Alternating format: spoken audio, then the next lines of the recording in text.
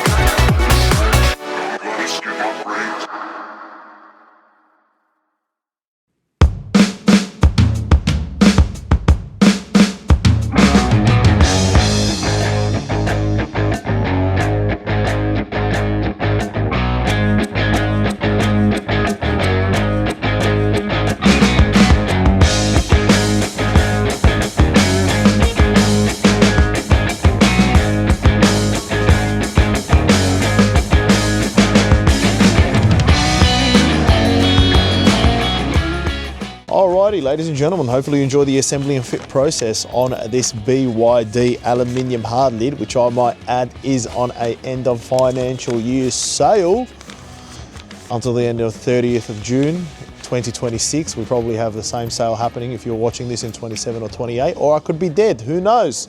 More importantly, what have we got? A pair of compression locks that have been added to this canopy. We do also have the option to make these central locking if you like to lock it with the car key. Otherwise, you just use the pair of keys that are provided as well.